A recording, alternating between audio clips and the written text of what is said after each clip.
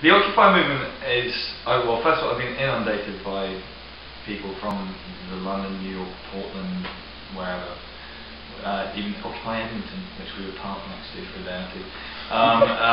You know, there's a lot of people who want me to be involved in it, and there've been people saying, you know, we've been playing our songs around the campfire, man, and that kind of thing. And I mean, that is fine and flattering and it's nice, and also I very firmly and strongly believe in the primacy of interpretation. So if somebody takes my songs and that's how they interpret them and that's what they mean to them, then I would never want to try and take that away from somebody.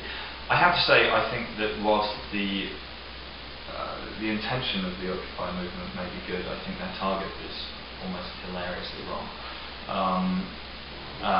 I might also add that the older I get, the more apparent it is that, you know, being earnest doesn't mean that you're right or that what you're doing is worthwhile. Do you know what I mean? It's like doing things like, yeah, everyone really believes it, and it's like, I don't give a fuck, man. Like, you know, all the people involved in the Russian Revolution really believe in that too, but they gave the world 80 years of slavery, genocide, and death. So it's not a point in their favour in and of itself. Anyway, 10 grand. I don't know, you know, it's kind of like, obviously bailing out kind of like corrupt and inept banks is a bad idea and should be opposed, but I mean, you have to ask the question, and obviously I speak incidentally with much more reference to the UK than anywhere else, but it's like you have to ask who bailed those people out, and Gordon fucking Brown did it, and I'd rather go and occupy his house, the stupid one-eyed Scottish cunt, rather than, you know, the hilarious thing about the London one is they decided to occupy the London Stock Exchange and turned up to discover that the London Stock Exchange closed 30 years ago, because the entire thing was computerised. So all there is at the address of the London Stock Exchange is a small head office with a bunch of data servers in it. And they went, oh.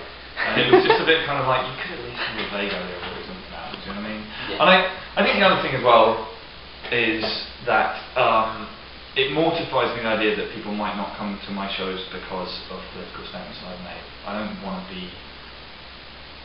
be Billy Bragg. I respect Billy Bragg enormously. I think he has to have a lot of guts and a lot of energy to do what he does, and I think that's admirable.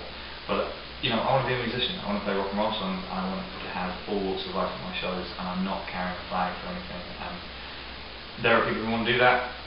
That's good for them. It's not me. There are people in this world who are extremely fucked off with me because I don't want to be Billy Bragg, to which I can only say, fucking fool me around with that, dickhead.